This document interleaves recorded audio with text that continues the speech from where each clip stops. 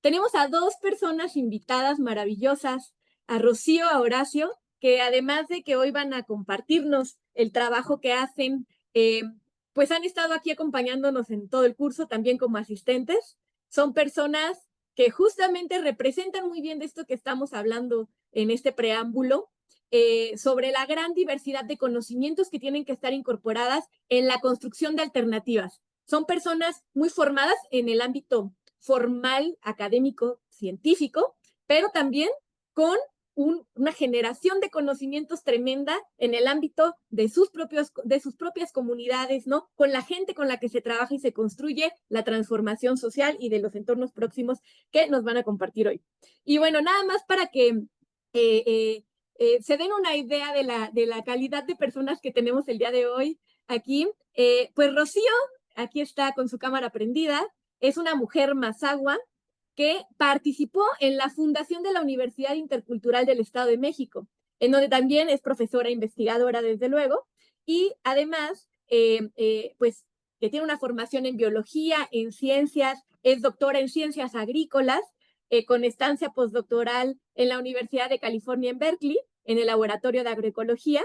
Y bueno, te podríamos tener ahí una lista más grande, pero yo quiero destacar, Rocío, que además, pues, tu trabajo es con estudiantes, con familias campesinas, con personas investigadoras, con quienes estudias, practicas y promueves el codiseño de agrosistemas, la milpa tradicional, la milpa intercalada con árboles frutales en comunidades originarias de la etnia, ¿no? Entonces, te agradecemos mucho, Rocío, tu participación hoy y además tu trabajo de siempre, permanente siempre, muy comprometido, junto con Horacio, compañero aquí también del trabajo que hace Rocío. Horacio es ingeniero agrónomo en producción por la Universidad Autónoma Agraria Antonio Narro. Es también maestro en ciencias en el programa de Citicultura y también es doctor en ciencias en el programa de Edafología en el Colegio de Posgraduados, ¿no? En el Colpus. Es investigador, también profesor investigador en la Universidad Intercultural del Estado de México, y su línea de interés, al igual que el trabajo de Rocío, como lo vamos a ver hoy en la exposición, está en el codiseño, ¿no? Ahí está la no imposición del conocimiento, la coconstrucción, el codiseño de agroecosistemas para la agricultura campesina de México, principalmente en MIAF. Entonces, bueno, sin mayor tiempo robado de mi parte, chicos, les dejamos el micrófono para las personas que están ya atentas y atentos en el chat para participar, para plantear sus dudas, sus ideas. Les platicamos nada más rápidamente que va a haber tres componentes en la exposición. La primera va a estar Rocío compartiéndonos una primera información. Más o menos pensamos 15, 20 minutos para que estén atentas y atentos a plantear sus primeras preguntas en estos minutos. Entonces, ahí va a haber una primera intervención para preguntas y comentarios. En un segundo momento va a participar Horacio. Hay más o menos una media hora. Va a haber otro corte para plantear sus preguntas y comentarios. Y al final, al cierre, otra participación de Rocío, con la cual vamos a concluir en otra intervención de ustedes. Entonces, ya, ahora sí les dejo la palabra a Rocío y Horacio. Muchas gracias, Monse. Buenas tardes a todos. Estamos muy agradecidos por esta invitación y por también la oportunidad de sumarnos como asistentes a este curso en el que estamos aprendiendo y en el que hemos visto que hay personas con múltiples visiones de lo que está ocurriendo en el campo, ¿verdad? Hemos identificado que en el curso hay personas que están en la academia, que están en los territorios trabajando, o en gobierno o en el activismo, y eso da diferentes posturas, ¿verdad? En este trabajo. Bueno, pues hoy vamos a compartir algunas lecciones y reflexiones que hemos aprendido de la agricultura campesina, principalmente con familias mazahuas y otomís del Estado de México y algunas experiencias en Oaxaca. Pues quisiera compartirles con la primer lámina o la siguiente lámina que nosotros nos situamos como investigadores A ver si ahí puede ir cambiando la segunda y tercera lámina. Muchas gracias, Horacio. Nos citamos como investigadores indígenas. Somos indígenas. Yo soy Mazahua de Santa Cruz Tepexpan, del Estado de México. Horacio es Enguigua de Oaxaca. Y somos, pues, nosotros somos hijos de campesinos, somos profesores rurales y desde hace años decidimos dedicar nuestro trabajo a la agricultura campesina, pues es un sector que ustedes saben que ha sido poco atendido en todos los sitios, desde la academia, desde las universidades, desde los presupuestos. Entonces hemos decidido trabajar aquí a partir de una experiencia que hace rato estábamos platicando que nos transformó la vida. Vivir en San Antonio La Ciénega es una comunidad de San Felipe del Progreso y pues estuvimos apoyados y guiados por un antropólogo que tenía mucha visión. Nos dejamos guiar y nos cambió la vida desde ese tiempo para acá.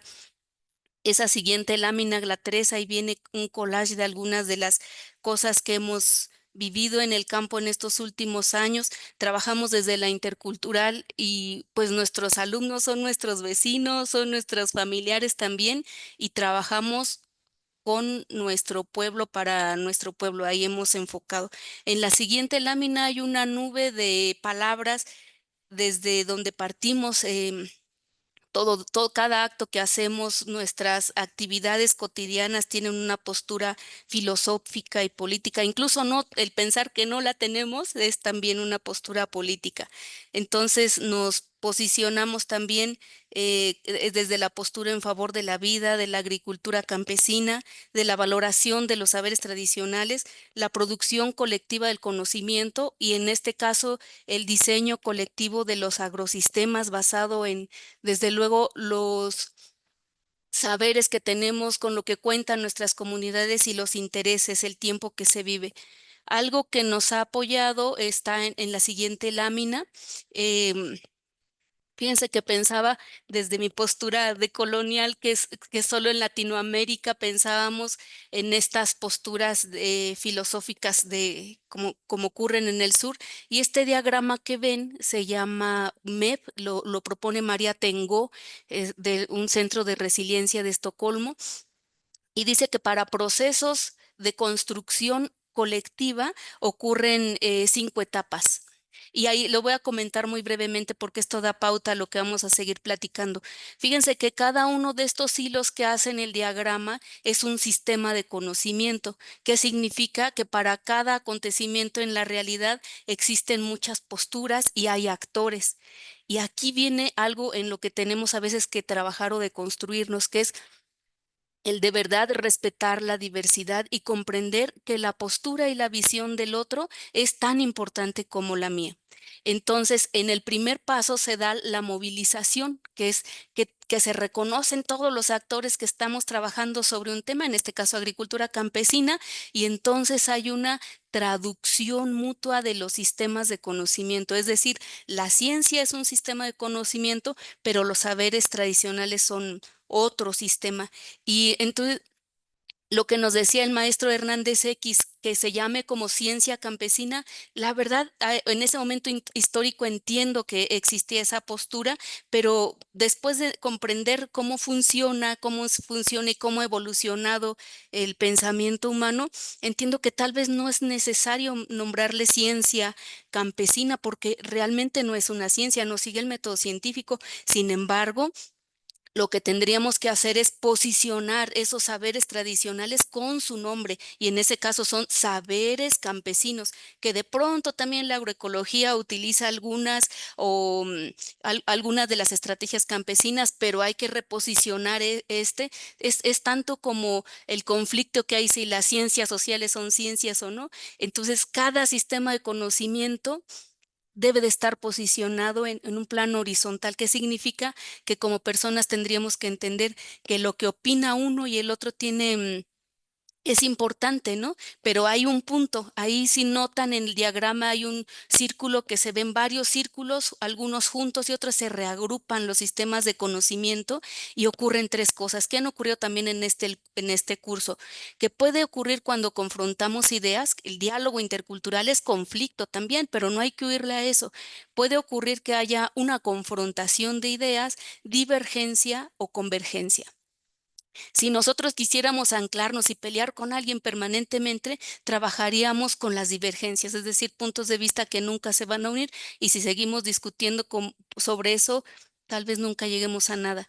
Pero hay contradicciones y dialécticamente podríamos hacer un salto y un avance cuando estemos en la postura de discutir para avanzar. Y la otra, que es la que intentamos o que se hace esto en primer momento, es trabajar con lo que nos une ante un grupo tan diverso, y este es un consejo para trabajo comunitario, es trabajemos desde lo que nos une. Y a medida que se forme y se fortalezca un grupo, entonces podemos avanzar con las convergencias, perdón, con las contradicciones. Y todas las flechitas que ven ahí que se unen, esos como lacitos, son posibles opciones de trabajo colectivo, y ahí notan que a veces pueden hacer subequipos y no todos trabajan tal vez simultáneamente, pero se puede trabajar. Ese sería un gran punto y requiere también de construcción personal. Bueno, vamos al siguiente. Son los aportes de la agricultura campesina que hemos identificado en esta región y en Oaxaca. Y entonces esta lámina que sigue en la lámina 7, se puede ver ahí cómo la gran diversidad que existe, esto que México es un país megadiverso, como el inicio de las tesis, es real, no es un discurso, y parte de este acervo y este patrimonio, o bueno, no entremos a la discusión de patrimonio o legado, este legado está principalmente resguardado en nuestros 69 pueblos originarios. Entonces vamos a la otra lámina. Ujú. Sintetizamos en tres grandes aportes que se identifican de la agricultura campesina, al menos en esto que hemos estudiado. Todo esto en una matriz que son los saberes, ¿no? No es método científico, pero tiene una validez tan importante que ha llevado a la humanidad vivir desde que inició la agricultura hasta ahora. Y en este momento histórico coexiste la agricultura industrial y la agricultura campesina, o la ciencia y los saberes. Pero hay que comprender algo. Aún en el blanco y en el negro hay una transición de tonos, hay matices, hay una escala de grises. No es totalmente blanco y negro, hay varios paradigmas de agricultura de los que vamos a platicar. De algunos vamos a tener coincidencias, y de otros puede tener una aplicación, pero creo que hay paradigmas que están hechos para un nicho específico. Entonces, en esta matriz de saberes, que ha escrito mucho sobre eso, Víctor Toledo, identificamos la diversidad biológica en vertientes que hemos estudiado, que es la riqueza genética, la diversidad de arbences y de aves, por ejemplo, y de reptiles. Existen más, pero tenemos algunos datos de esto: del patrimonio alimentario, los alimentos tradicionales, y de ceremonias que implica la cosmovisión. Entonces vamos a la próxima lámina. Y ahí se ve imágenes para evidenciar lo que existe y el acervo genético y la reserva genética que aún existe en nuestros pueblos, y vale la pena defenderlos. Y en esa otra lámina es un ejemplo del pueblo de Horacio, de una raza de maíz que se llama cajete. Ajá, es una raza que está cada vez más en desuso. No sé si decirle próxima extinción, porque ya hay personas de Oaxaca principalmente que están trabajando para que se pueda revitalizar. Este, y entonces es una semilla que se siembra en sequía, resiste meses de sequía, y después viene inundación y se mantiene la inundación, y vemos la foto donde está ahí Beto, y pueden ver el porte de la planta.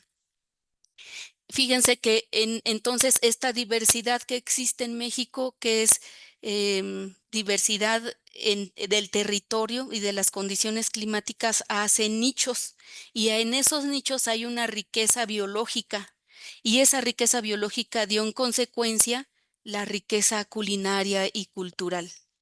Bueno, en la lámina, ven en esta lámina, em, esa riqueza genética, por ejemplo, del maíz pepitilla, hizo que permitió que es el acervo, y permitió que fitomejoradores mexicanos en centros de investigaciones mexicanas también generaran estos híbridos, como la variedad V236P, que es pepitilla, y esta es para agricultores, como decía Monse en la segunda, tercera sesión, hay agricultores o campesinos, que son diferentes, que pueden cultivar para sí mismo, para su familia, para autoconsumo, maíces nativos, pero cultivan híbridos, ¿no? Para vender o comercializar, pero qué bueno que estas sean razas, perdón, variedades generadas en México. O esta, la raza cónica, ¿no? Que nos compartió información la doctora Margarita Tadeo y el doctor Alejandro este, Calderón. Y este híbrido H50 que fue generado a partir de razas cónicas es ideal para valles altos y nos decían que tiene el potencial para 300,000 hectáreas de cultivo con una producción de 10 toneladas.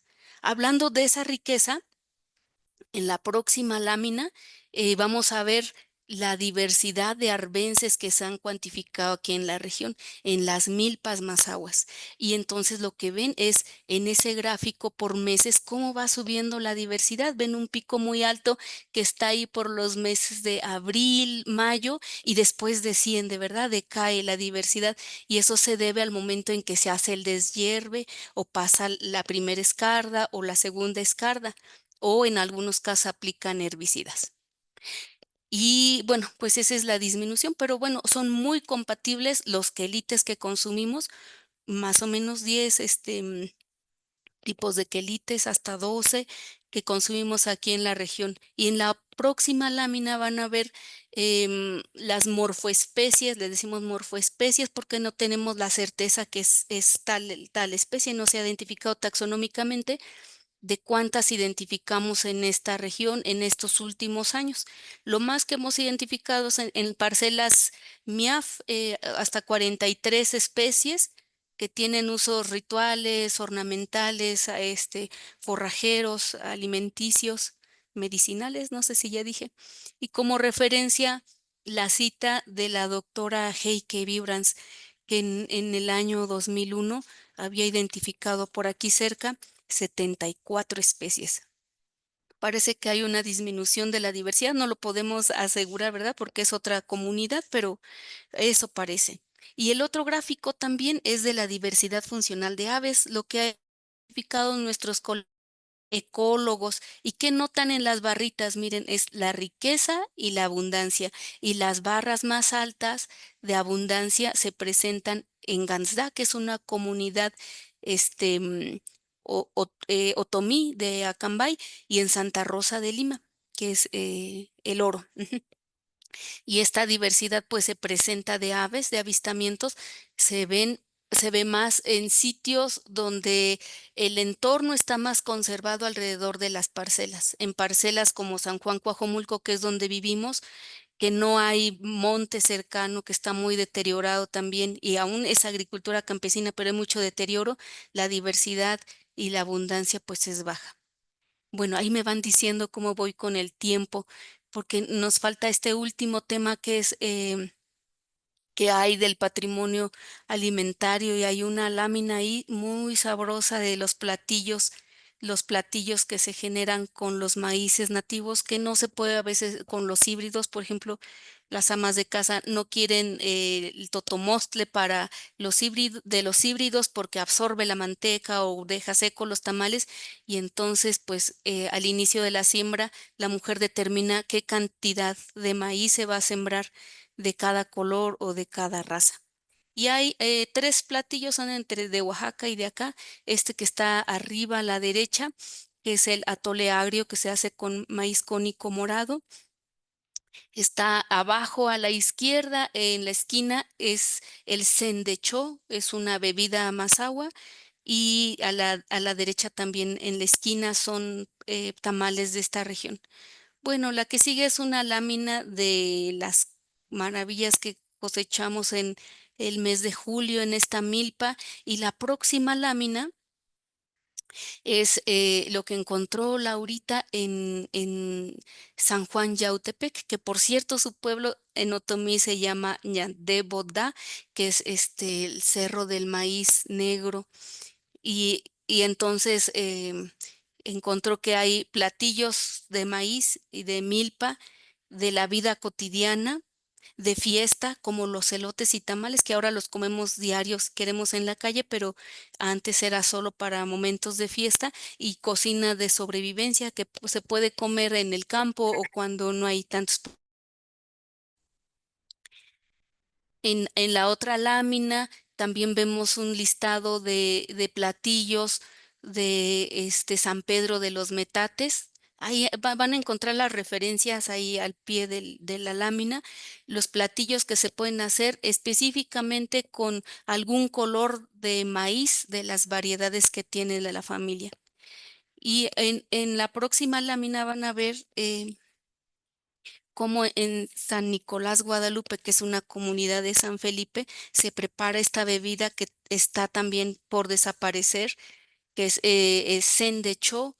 Es una bebida de maíz fermentado que pocas personas saben hacer, que afortunadamente documentó Daniela e identificó, como pueden ver en esta lámina, 6 cepas de microorganismos benéficos que son probióticos. Entonces andamos comprando el Yakult y yogur de no sé dónde, pero aquí está la fuente de probióticos con la que coexistimos, lo que nos decía también Julieta, ¿no? O sea, a veces nos queremos hacer o nos sugieren una dieta mediterránea cuando en el pueblo, cuando vamos a conseguir salmón o aceite de olivo, pero tenemos los quelites, el amaranto, el frijol, el sendechó, el atole agrio. O sea, es hasta de risa cuando hay personas en la región y nos dicen, pues que me dieron esta dieta, ¿no? Pues ¿dónde conseguimos eso? Aquí en el pueblo no hay, no hay. Se llama Sendecho. Ahí en esta misma lámina, puedes regresar, Horacio. Ahí arriba en la parte superior derecha, así está escrito, así se escribe en la lengua mazahua, el Sendecho. Ujú. Y en esta, ándale, así se escribe.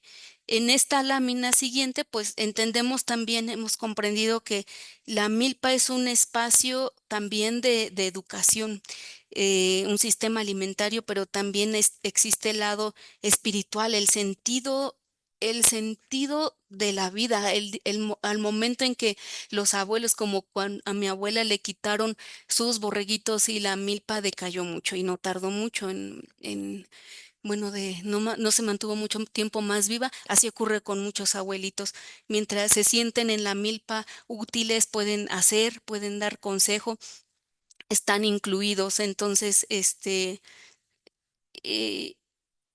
bueno, este espacio, como ven en la siguiente fotografía, pues es un espacio de aprendizaje.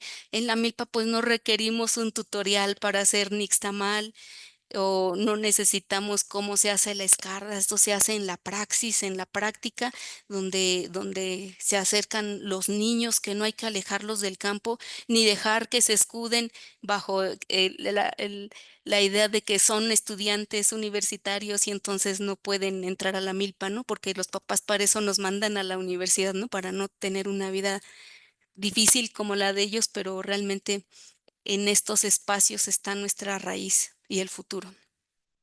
Y ven en la próxima lámina cómo ocurren estas ceremonias, como la bendición de la milpa que se hace en julio, y es todo un ritual. Nada más vean los gestos de las personas y la abuela cómo está haciendo la bendición, el ofrecimiento para que no venga granizo, que sí venga la lluvia, pero que no traiga granizo, que no traiga el viento. O esta otra ceremonia que se hace en la próxima lámina, van a ver el combate que se hace en San Miguel Tenochtitlan. Es lo que queda de lo que existía de una reunión, de un trabajo colectivo en el que no había pago, sino trabajábamos de mano vuelta todos los terrenos y al final de la cosecha se hacía una, una fiesta, el combate. Bueno, hemos identificado que hay varias ceremonias en estas milpas mazahuas, en las milpas otomís. Por ejemplo, que es con el estudio este es el de Isabel Bastida, ¿verdad? Identificamos que hay 11 prácticas agrícolas y asociadas a ella 19 ceremonias.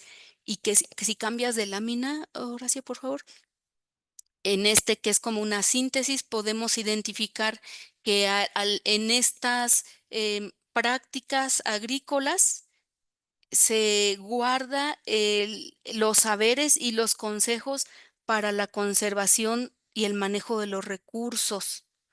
Por ejemplo, y también hay un sincretismo con las festividades católicas que estamos seguros que desde luego que vinieron después de las ceremonias que ya existían. Por ejemplo, aquí en la foto ven cómo se está bendiciendo la milpa. Eso se hace el 14 de agosto, se ponen flores, se sauma y se pide permiso porque a partir de ese momento podemos cortar elotes, no antes ni después. Y si lo haces antes o después, también hay algunas creencias como que te van a salir las víboras en la milpa o te vas a empachar con los elotes. Entonces, a partir de eso, los abuelos nos decían, en este momento tienes permitido manejar el recurso y hasta el 28 de septiembre.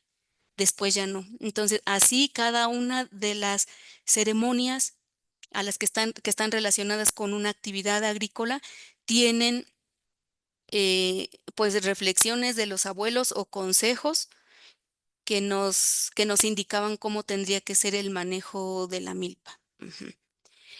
Hasta ahí voy a dejar en esta primer parte. Hay todavía un montón que platicar, pero me parece que con, podemos hacerlo durante la intervención de Monse y de oración adelante. Súper, Rocío. Pues muchas gracias por esta primera parte que conecta muy bien con las inquietudes que se han venido planteando en el curso. Pues sí, sobre cómo le hacemos para dialogar, ¿no? Desde los distintos saberes, también el interés que hay por lo culinario, por el maíz nativo, como que tocas de manera transversal muchas de las cuestiones que hemos venido tocando en el curso. Y mira, ya hay varias preguntas, te las voy a decir al hilo para que integres si quieres ahí un comentario, porque mucho tiene que ver con dudas sobre los alimentos que mencionaste, ¿no? Algunos de los platillos que mencionaste. Eh, y sobre también, hay otras que más adelante se van a poder contestar, pero bueno, ahí te va. Mira, María Cristina pregunta, ¿qué arreglos del cultivo de maíz hay en Santa Cruz de Pexpa?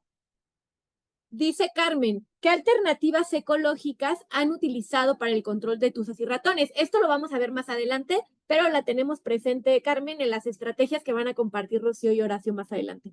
Adriana Lozano pregunta si el Sendech Hop podría ser como una chicha, una bebida fermentada de maíz y miel que hay en Sudamérica, ¿no? Miel de caña. O en Jalisco, aquí tenemos personas también de Jalisco tomando el curso que seguramente toman tejuino, por ejemplo, ¿no? Que es también bebida de maíz fermentado. Jaime dice, recuerdo una sopa de nombre chimpa que la probó en San Juan Xoconusco, de habas verdes, quelites, quintoniles, muy rica, con pulque, chile manzano y tortillas a mano. Ahí también la experiencia culinaria.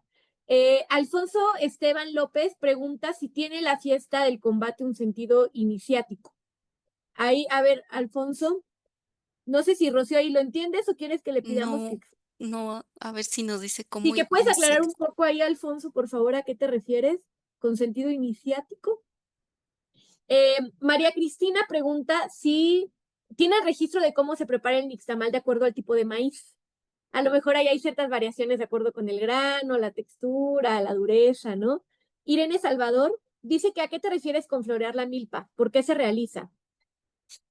Hay otros comentarios. A ver, acá está. Janet Padilla dice, en estos hilos que mencionaste en la construcción de saberes, ¿cómo consideras que conciben el uso de tecnología los campesinos en el cultivo? Aquí esta es muy buena de José Carlos. Hablabas de la diferencia, Rocío, entre agricultor y campesino, ¿no? En alguna alusión que hiciste a alguna otra discusión. José Carlos tiene la pregunta de cuál es la implicación del término campesino. Aquí ya hay algunas respuestas, ¿no? Ahí, por ejemplo, Irene dice, bueno, es que se usa por un lado como lo que se reduce a productor, ¿no? Alfonso también dice que productor es un término económico y también puede ser ecológico, ¿no? Pero a ver, vamos a ver tú qué opinas, Rocío.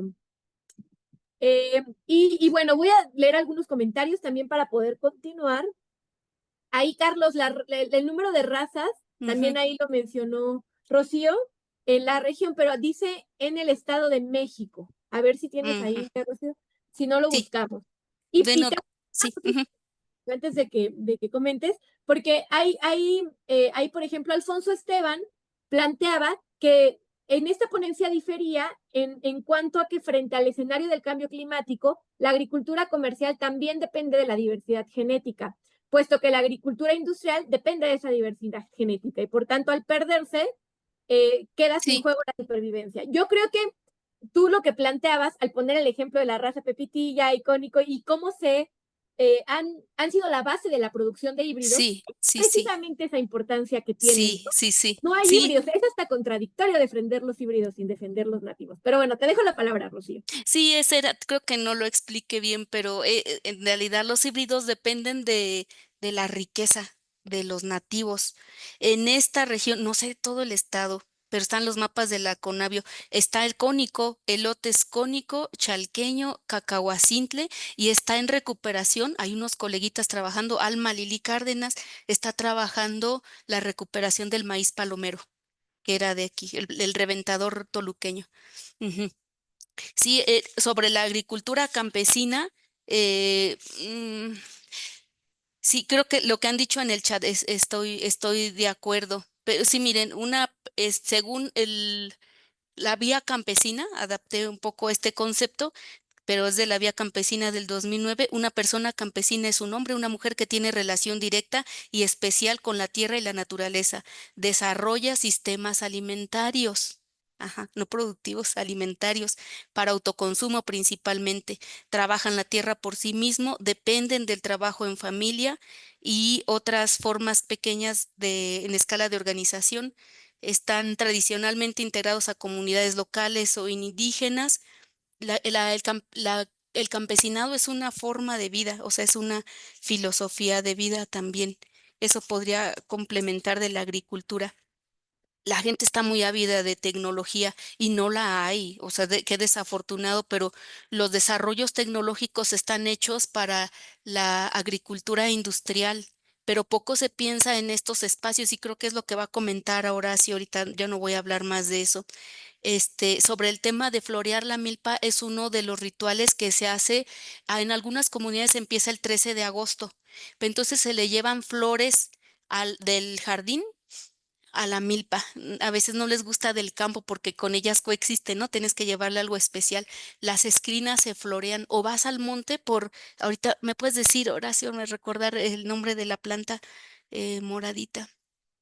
Bueno, acá le decimos musha, que es el elote, musha, significa elote. Lupinus. Es lupinus. Ujú. Entonces vamos al monte por esas. Mi abuela me llevaba por esas flores y las pones en las plantas de maíz. Le vas agradeciendo. A veces no se escucha lo que dicen los abuelos porque lo van diciendo mientras se va sahumando la milpa y se bendice, se agradece. Y bueno, en algunos lugares tienen hasta la celebración de la cortadera. Es un festejo grande que se hace por acá.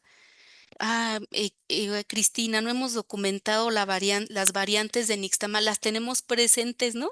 Se cuece diferente el maízito azul que el blanco, que el amarillo, que el café, pero no lo hemos documentado. En la tesis, perdón, de Giadi ya está. Ok. Bueno, lo otro lo va a comentar Horacio, arreglos de plantación y alternativas. Y sí, hay variantes también de lo que decía el compañero de la chicha. Hay variantes de fermentados alcohólicos de maíz en todas las culturas. Esta parece que es de la región. em, este, es de la región y tristemente encontramos con el estudio de Daniela que una institución favoreció la patente del procedimiento de elaboración del Sendecho y no fue con nombre de la comunidad Mazahua o algún grupo. Ajá, qué pena, pero así ocurre. El lupinos le decimos musha, musha, ujú, así, elote. Bueno, hasta aquí le dejo para que continúe Horacio.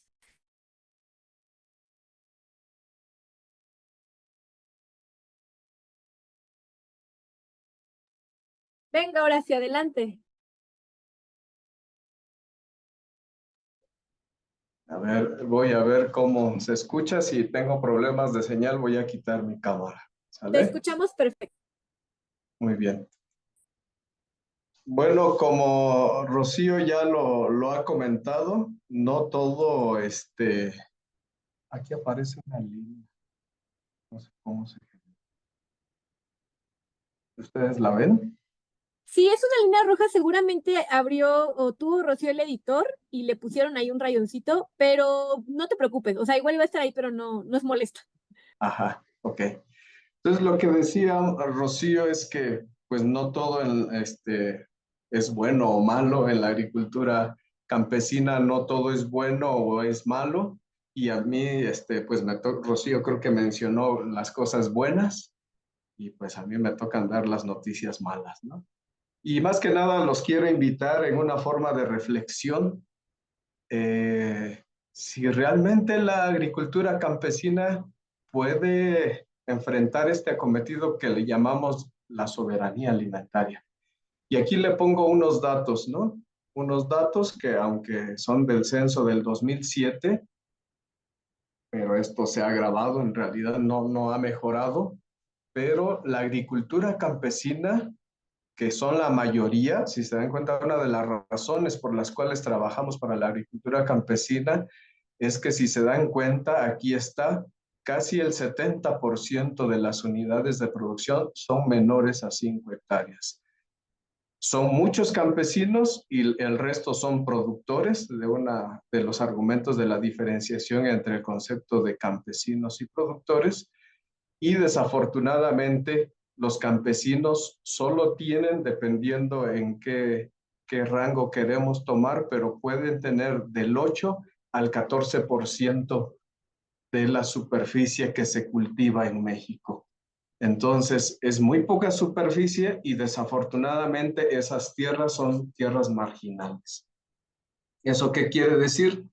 Esa también es una hipótesis que la mayoría de los grupos originarios, de los grupos indígenas, de los campesinos que se encuentran en México, fueron ahorillados a establecerse en condiciones más inhóspitas y las mejores tierras quedaron en este concepto de la agricultura a gran escala, ¿no? Entonces, pues creo que tenemos que hacer alianzas con la agricultura a gran escala. No le quiero llamar industrial, creo que tenemos que repensar y tenemos que tener aliados de aquel lado y lo quiero nombrar como agricultura a gran escala. Algo que también quiero poner sobre la mesa es que los sistemas agrícolas por naturaleza no son sistemas cerrados. O sea, siempre va a haber más salidas que entradas. Y entonces, una de las principales causas de salidas en los sistemas agrícolas tradicionales está la erosión del suelo. Y otro concepto es la extracción de cosechas. O sea, sí reincorporamos cuando hasta algunos colegas dicen hay que reincorporar los residuos de cosecha. Nos estamos refiriendo es que únicamente es a los residuos, pero lo que usamos, que son muchas cosas de la planta, ya no las regresamos al sistema.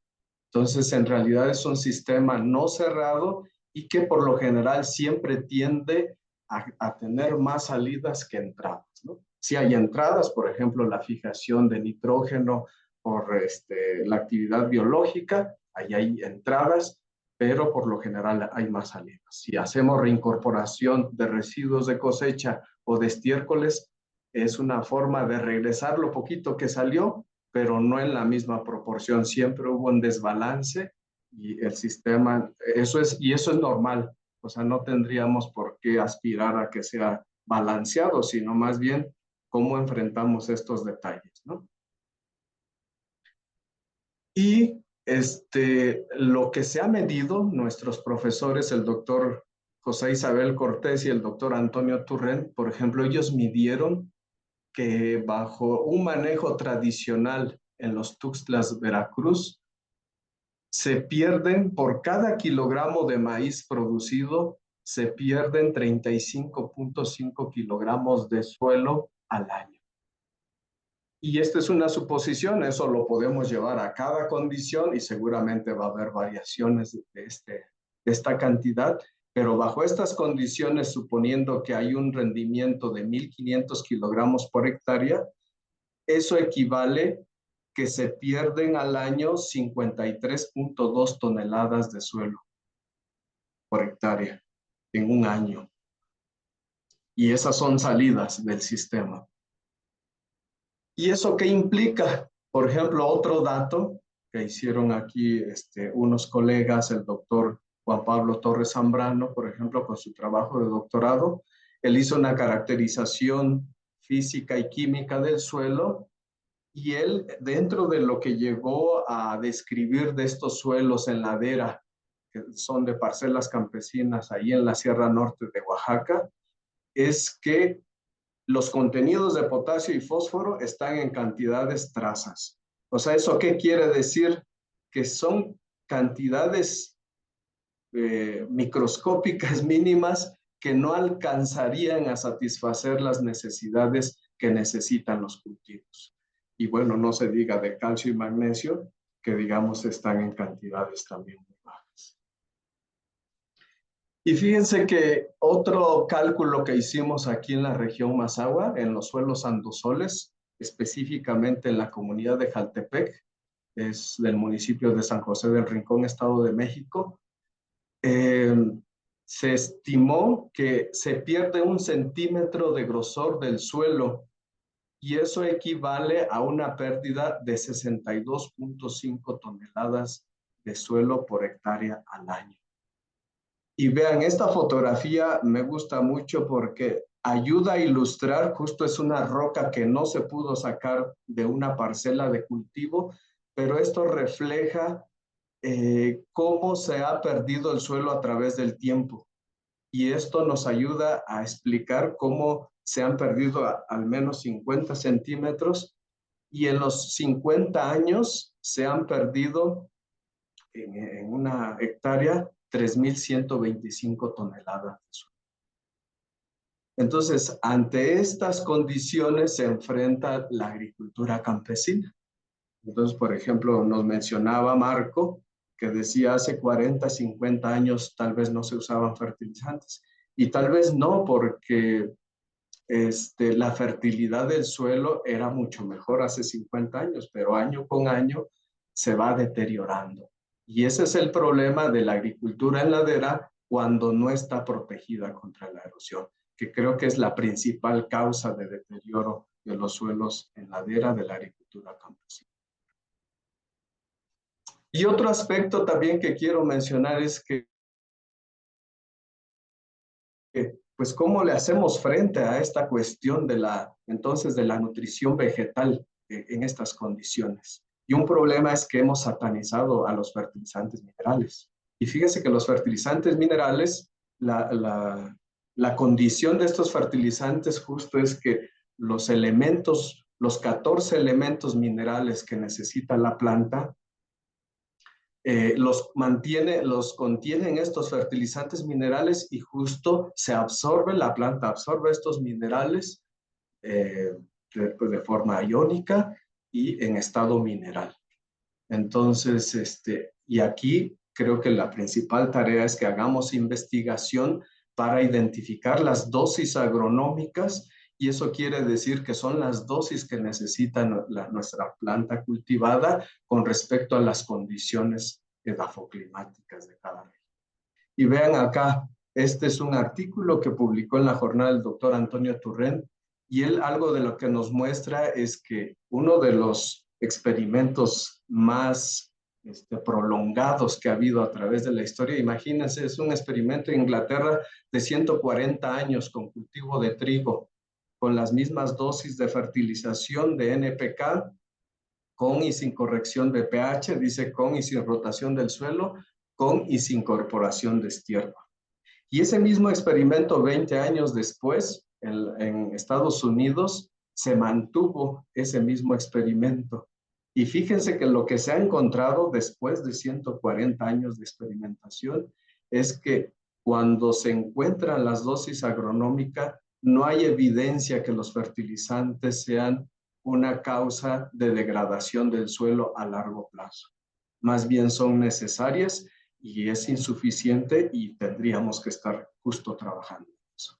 Entonces, a lo que voy es que tenemos que hacer en esta sinergia que nos hablaba Rocío, de los aportes, por ejemplo, en este caso de la edafología, como de la etnoedafología, y creo que así podríamos hacer.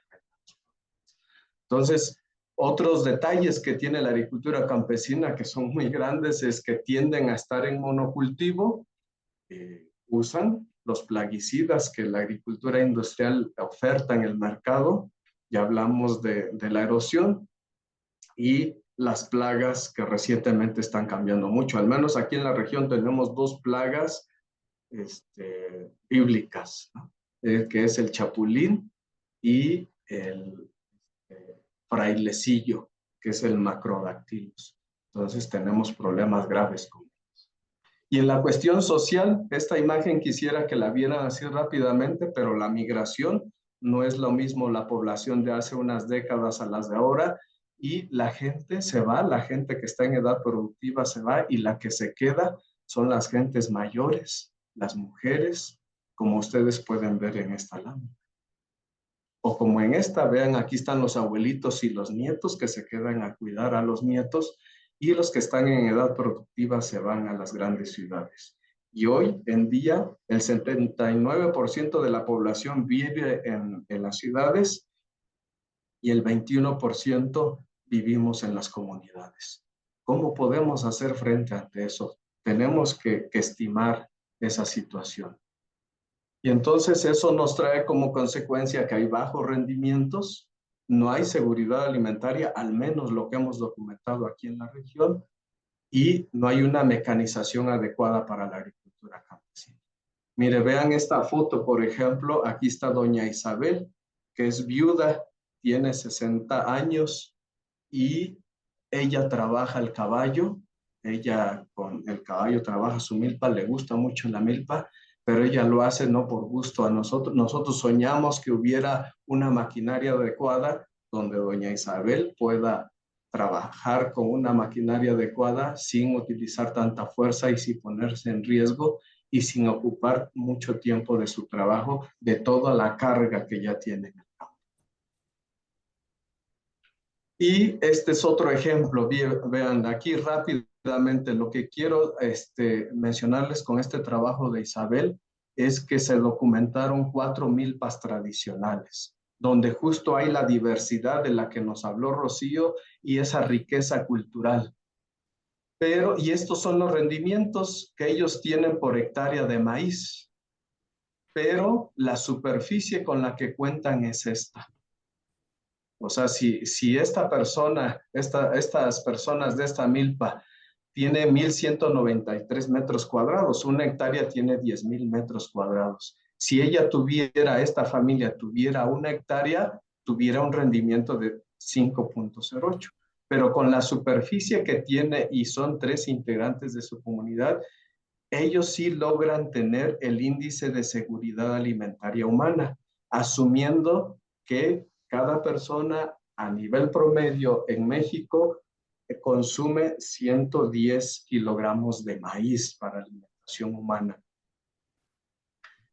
Y en la ciudad quizás está haciendo menos, y en el campo hemos documentado que llega a ser hasta 180 kilogramos de maíz al año. Pero vean, la familia de la milpa B no llega a satisfacer las necesidades. Tampoco, si acaso, la mitad en la milpa C también, y en la milpa D sí. Pero ¿qué pasa cuando hacemos este cálculo de índice de seguridad alimentaria de la unidad productiva? Y aquí, ¿qué se considera? Lo que consumen los integrantes de la familia más lo que consumen los animales. Y entonces, si se dan cuenta, en todos hay un déficit de producción de maíz. Y eso lo tienen que comprar las familias. Y ahí es donde compran los híbridos, y quizá ahí es donde compran los transgénicos. Entonces, aquí en resumida cuenta, no se logra satisfacer las necesidades en la mayoría de los casos de la familia, y cuando entran los animales, en todos los casos no se satisface la seguridad alimentaria. Y entonces allí es donde entra la MIAF. La MIAF, que es un sistema agroforestal, que es la milpa intercalada con árboles frutales, que fue diseñada desde hace aproximadamente 40 años por estas instituciones y los investigadores del doctor Antonio Turren desde el INIFAB y el doctor José Isabel Cortés Flores del Colpos, pues plantearon como objetivo que esta tecnología podría ser una alternativa de varias que tendríamos que desarrollar, yo creo que en el campo mexicano, pero es una tecnología que justo su objetivo es hacer viable esas pequeñas unidades de producción desde el punto de vista económico, social, ambiental, sin dejar de producir nuestros alimentos.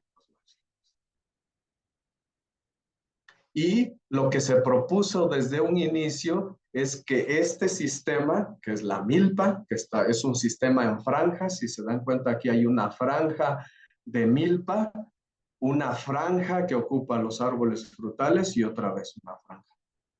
Entonces, para que haya una interacción agronómica adecuada de estas especies que componen la MIAF, ellos organizaron en 3 estratos de acuerdo a la altura que tienen las especies, y los árboles frutales lo clasificaron como el epicultivo, el maíz como mesocultivo y al frijol como sotocultivo, esta especie de porquería. Y eso, ¿por qué, digamos, hicieron esa reorganización? Entonces hubo un rediseño de la milpa tradicional, y aquí es donde entra la agronomía clásica con sus aportes que hace. Y, por ejemplo, acá se comenzaron a hacer experimentos de cómo poner 2 surcos de sotocultivo, 2 de mesocultivo, o el arreglo 1 y 1. ¿Y eso qué permitió ver? Digamos, en un maíz en monocultivo, algo que identificaron es que la radiación solar, cuando se pone en monocultivo en maíz, solamente el estrato superior aprovecha la radiación solar al 100%, pero el estrato medio solamente el 24% y el inferior el 17%, y eso lo hace menos productivo. Y se evaluó que en el arreglo 2x2, vean aquí hay un mejor aprovechamiento de la radiación solar, tanto del sotocultivo como del mesocultivo. Y cuando es el arreglo 1x1, un surco de sotocultivo y uno de mesocultivo, pues el aprovechamiento todavía es mayor. Y eso pues trae como, bueno, eso de la utilización de la radiación. Y Rocío, por ejemplo, con su trabajo de doctorado, vio esto, evaluó esto que acabo de mencionarles, más la distribución radical de estas especies. Y algo que explicaba que había menos competencia. Si se dan cuenta, esta zona roja indica la distribución del frijol, y el maíz, la distribución, vean, es en color azul del maíz, y esto explica que no hay una competencia por los recursos del suelo. Cada especie explora profundidades diferentes, y eso hace que haya una complementariedad en este sistema. Y entonces, ¿eso qué indicó? Eso explica por qué el rendimiento de maíz con la misma fertilización, sin incrementar los recursos, en el sistema MIAF, por ejemplo, en promedio hay un rendimiento de 5.4 toneladas por hectárea, pero en el cultivo simple hay de 9.6.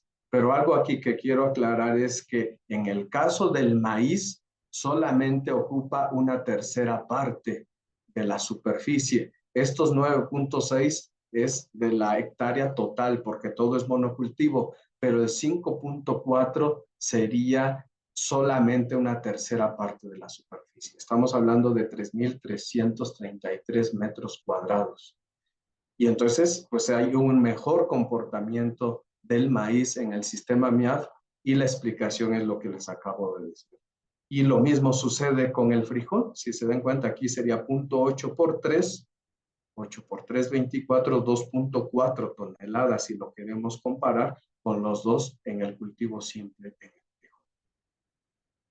También hay otra cosa que han evaluado en el sistema MIAF, y es un índice que se le llama eficiencia relativa de la tierra.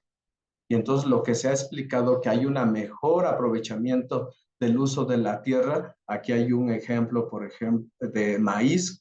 ¿Qué pasa si aquí tenemos una hectárea solo de maíz o una hectárea solo de frijol? ¿O qué pasa si tenemos una hectárea intercalada de maíz y frijol? Y este índice se calcula cuando yo pongo en la parte de arriba el rendimiento de frijol intercalado, por ejemplo, de esto, dividido entre el rendimiento de frijol en monocultivo. Y así, en este caso, el rendimiento de maíz intercalado con el rendimiento de maíz en monocultivo. Y al final lo que me indica es que si yo tengo mi índice es A1, ¿eso qué quiere decir? Que me da lo mismo producir en monocultivo que en policultivo. Pero en este caso, lo que queremos es que sea mayor, justo porque los campesinos no tienen más tierra y lo que queremos hacer es que su tierra que tiene, la poquita que tiene, sea muy eficiente. Y vean acá con los datos de Rocío, ella encontró que en estos arreglos de uno de maíz, uno de frijol, uno de maíz y uno de frijol, su eficiencia relativa de la tierra fue de 1.26. ¿Eso qué quiere decir? Que sembrando en policultivo, un campesino si tuviera solo una hectárea, está siendo tan eficiente su tierra que es como si tuviera 1.26 hectáreas en monocultivo. Y entonces está siendo más eficiente su suelo. Y en este caso, en el arreglo 2 y 2, pues fue un poquito mayor de 1.20. Y algo también que encontró que aquí quiero mencionar rápidamente es que justo en este arreglo el contenido de proteína del grano de maíz se incrementa con respecto al monocultivo. Y este índice, por ejemplo, de los mayores índices que se han encontrado es con Robertoni Camas, con su trabajo que al cultivar guayaba, frijol de primavera, verano y otoño-invierno y maíz, encontró una eficiencia relativa de 1.96. Imagínense qué tan eficiente es. Y también lo que se dice que el árbol frutal, la milpa, lo que se pretende en el sistema MIAB es que la milpa dé la seguridad alimentaria. Y el árbol frutal sea el que dé, digamos, como las ganancias o mayores ingresos a los campesinos. Porque a diferencia, o el precio del maíz va a costar 7, 8 pesos, pero un kilo de manzanas o un kilo de duraznos, aquí el año pasado, el señor Manuel, en el sistema MIAB vendió a 60 pesos el kilo. Vean, un kilo de durazno, 60 pesos comparado con un kilo de maíz en 7 pesos. Entonces, lo que se pretende es que el árbol frutal sea el motor económico. Y aquí hay una evidencia, vean acá una evaluación a largo plazo, como vean acá, esta curva de acá es el ingreso neto por árbol en el sistema MIAF, y acá abajo se comparó con el ingreso neto en el sistema si tuviéramos una superficie en monocultivo. Se comparó el monocultivo de manzana bajo el sistema MIAF. Y ven aquí lo que se obtuvo de los datos es que en promedio 12 toneladas de manzanas a 15 pesos tendríamos un ingreso neto de 70,000 pesos en una tercera parte de la superficie. También en la cuestión de manejo del suelo y de la formación paulatina de terrazas, la idea es que el árbol frutal sea una barrera viva para que detenga la erosión del suelo, y eso junto con los árboles que se plantan a cada metro entre cada uno de ellos, se pone un filtro de escurrimientos que es con los residuos de cosecha y con los residuos de la poda del árbol frutal. Y entonces eso hace que se vaya reteniendo, que se haga un filtro de escurrimientos y ahí se detenga el suelo. Y nosotros podemos poner las veces posibles estos módulos de MIAF como lo permita nuestra superficie. Y bueno, ¿qué hemos hecho en la zona Mazahua? Esto fue la herencia, fue la estafeta que nos han dado nuestros profesores, que nos dieron nuestros profesores. Pero ¿qué hicimos aquí en la zona Mazahua? Y algo que de lo que hicimos y que les comentó Rocío es pues trabajar en comunidades de aprendizaje con los campesinos y con todos, campesinos, técnicos y todas las personas que puedan involucrarse. Y donde justo haya este diálogo de saberes y donde se asume en la comunidad de aprendizaje que no todos saben todo, pero tampoco nadie desconoce todo. Y todos podemos aportar para solucionar los problemas. Y aquí voy a pasar algunas imágenes de cómo pues nos reunimos mensualmente para trabajar. Aquí hay, por ejemplo, la evidencia de los problemas que tenemos y cómo podemos solucionar esos problemas. Vean, aquí está un plan de manejo en parcelas MIAF, está el problema identificado y la solución que le vamos a dar. Y aquí justo todas las especies, el rediseño que hemos hecho con respecto al original que ustedes acabamos de ver, aquí dijeron los campesinos, a mí me gustaría que probáramos esto, que hiciéramos esto, tenemos estos problemas y así es como lo que hemos estado. ¿Y en qué hemos avanzado? ¿Qué innovaciones hemos hecho con respecto a ese MIAF original aquí en la región Mazahua? Creemos que hay 5 aportes principales. Experimentación con maíz nativo, frijol que pasó de soto a mesocultivo, adaptaciones en la franja de árboles frutales, incremento de la biodiversidad y la intensificación del uso de la tierra. Y ahorita voy a ilustrar brevemente.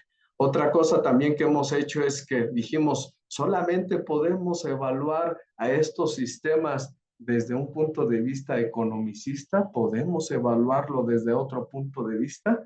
Y bueno, parte es de lo que ya Rocío mencionó, de lo que podemos hacer en la milpa, pero seguimos evaluando rendimientos, eficiencia relativa de la tierra, ingresos netos, índices de seguridad alimentaria, salarios mínimos, canastas básicas, formación paulatina de terrazas y la diversidad ecológica.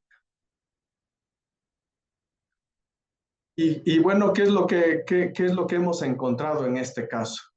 Por ejemplo, acá con este trabajo de Vidal Padilla Fidencio, por ejemplo, cuando él evaluó el arreglo topológico de 2 surcos de maíz, uno de tomate y uno de calabaza, ya sea en temporal o en riego, o el surco, uno de maíz, uno de tomate, uno de maíz y uno de calabaza en temporal y riego, con estas dosis de fertilización, vean, hasta 8 toneladas de materia orgánica, por ejemplo, por hectárea. Esta es una estimación que se hizo con los datos observados. Aquí tenemos el rendimiento de grano de maíz, el rendimiento de rastrojo, y aquí en este caso, como nada más fue la comparación, digamos, de estos arreglos topológicos sin tomar en cuenta el árbol frutal, y aquí el rendimiento de tomate, que solamente ocupaba la mitad de lo que le toca al sotocultivo, y el rendimiento de la calabaza. Entonces aquí están los rendimientos. En este caso son toneladas en 0.25 hectáreas y aquí son toneladas en media hectárea. Y estos son los ingresos netos que se obtuvieron. ¿Vean? Y ya obteniendo los ingresos netos que tenemos, aquí podemos calcular las canastas básicas que se necesitan. Y, por ejemplo, bajo este arreglo se obtienen 4.3 canastas básicas, 7.8, 12 y así. Vean los salarios mínimos que implica cultivar esto. Y, por ejemplo, el que tiene más salarios mínimos, 3.9, casi 4 salarios mínimos, es en el arreglo 1 de maíz, 1 de tomate, 1 de maíz, 1 de calabaza en riego. Y así está acá otros índices, que en este caso es el rendimiento equivalente de maíz y el índice de seguridad alimentaria real. Aquí le dejamos la cita para que ustedes con más calma puedan cotejar pues estos datos. También algo que encontramos fue que con este mismo trabajo, la eficiencia relativa de la tierra, si se dan cuenta, aquí es 2.78 en este arreglo de 2 de maíz uno de tomate y uno de calabaza, o en el arreglo 1 y 1, 1.85. Esto es bajo sistema de temporal, la eficiencia en temporal, y esta es la eficiencia relativa en riego.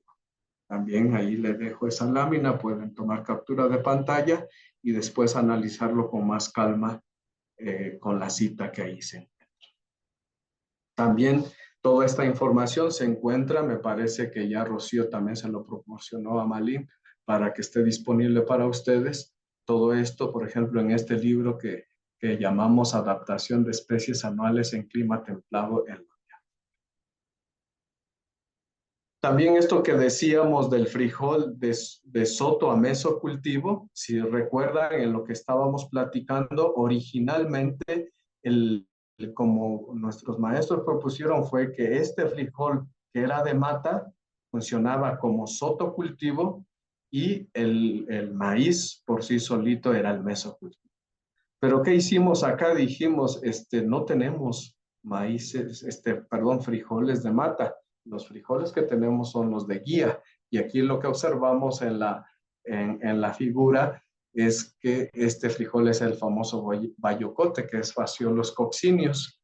Y entonces lo que hicimos fue que el maíz nativo junto con el frijol fueran parte del mesocultivo.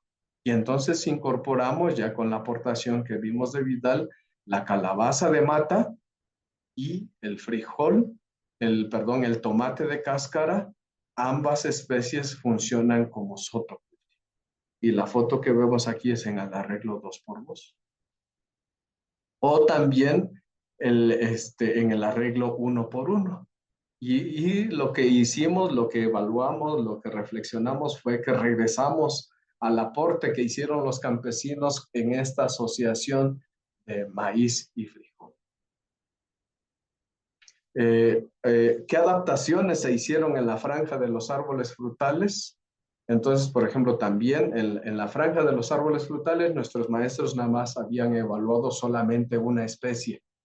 Y dijimos, pero bueno, hay que poner varias especies, y pusimos en este caso varias especies, y eso que nos permitió evidenciar que la ventana de comercialización que tienen los campesinos es mayor, porque imagínense, en esta parcela que nosotros tenemos ciruelas, duraznos, chabacanos, nueces y tejocotes, eso quiere decir que nosotros podemos comenzar a cosechar, a consumir y a comercializar desde el mes de mayo, y podemos terminar hasta diciembre con los tejocotes. Entonces, por ejemplo, aquí hay una evidencia donde cómo los ciruelos con los duraznos coinciden en este caso en el periodo de la comercialización. Vean acá, aquí están las ciruelas y las peras. Y bueno, y como les decía, podemos terminar con los tejocotes. Y también lo que dijimos, solo en el árbol frutal podrían convivir solamente el árbol frutal, que ocupa la tercera parte de la superficie. Y entonces Eduardo Muñoz hizo un trabajo, y lo que vemos aquí en la figura es que este es el espacio que ocupa, es la franja del árbol frutal. Y en el centro, lo que vemos aquí, estas raíces en verde, son las raíces del duraznero. Y él dijo, ¿qué pasa si nosotros establecemos calabaza de guía al lado del árbol frutal del duraznero? ¿O qué pasa si ponemos bayocote aquí al lado? Y bueno, él con su trabajo, el aporte que él hizo es que en este caso la calabaza de guía, dice, pues no es factible, porque las raíces del árbol del duraznero con las de la calabaza de guía compiten mucho, y eso hace que disminuya el crecimiento del duraznero. Pero no fue el caso del bayocote. Y en el caso del bayocote favoreció la distribución radical del duraznero. El bayocote favoreció la distribución radical del duraznero, y aquí podemos ver que la distribución del durazno fue mayor y su crecimiento fue mayor, y entonces eso evidenció que pudo haber ahí convivencia entre estas dos especies. Y eso ya, digamos, viéndolo acá en dibujitos, eso que trajo, que justo aquí vemos la franja del árbol frutal donde ya está cultivada con varias especies, Y a los extremos de la franja, aquí vemos en la etapa temprana trasplantado el cempasúchil, y en los extremos de la franja, donde da vuelta la yunta o el tractor, se establecieron las calabazas de guía, que justo su aportación principal, las calabazas de guía, aquí en la zona Mazahua, su aporte, su preferencia principal es el consumo de las flores. Aquí vemos otra toma. Y también la calabaza de guía se puede usar, en este caso ya cuando está madura, se puede usar para dulces y se aprovecha también las semillas. Vean aquí una foto de Michelin con Rocío, están evaluando aquí el rendimiento del cempasúchil, que están en los extremos de la franja del árbol frutal, que justo culturalmente y económicamente puede ser una buena alternativa. Y todo esto muestra de cómo la franja del árbol frutal, donde antes solamente estaba una especie, pues ahora están varias especies de árboles frutales y además una especie que en este caso podrían ser plantas ornamentales. Y aquí vemos una foto donde cómo termina este ciclo con la cosecha de los tejocotes. Y vean acá, en esta foto de aquí vemos cómo es nada más los ingresos netos que puede obtener la familia en la franja del árbol frutal, en este caso en San Juan, Coajomulco con durazno, calabaza y cempasúchil, o en San Juan, Coajomulco con las mismas especies. Entonces, donde hay mayor ingreso, si se dan cuenta, es en San Juan, Coajomulco, que en San Pablo, Tachichilpa, pero finalmente sigue siendo muy prometedor esta propuesta. El incremento de la biodiversidad, que ya venimos hablando, se partió de solamente maíz, frijol y alguna especie de árbol frutal. Y entonces aquí en esta lámina vemos cómo en mesocultivo ya no nada más tenemos el maíz, sino es el maíz con el bayocote o con algún frijol enredador. No debería ser sorpresa. En los sotocultivos ya se está evaluando tomate, calabaza, cebolla, brócoli, el cempasúchil, el verdolaga, chícharo, haba. Como epicultivo, las especies que hemos probado aquí en la especie durazno, manzana, pera, chabacano, tejocote, ciruela, nogal y capulín. Y todas estas morfoespecies, me parece que son 43 especies de arbences que tienen justo toda su importancia que Rocío ya mencionó.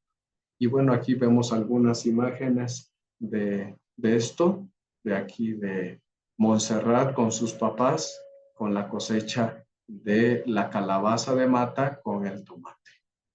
O aquí están mis hijas con la cosecha de la brócoli, ¿verdad? Aquí está mi suegro con la calabaza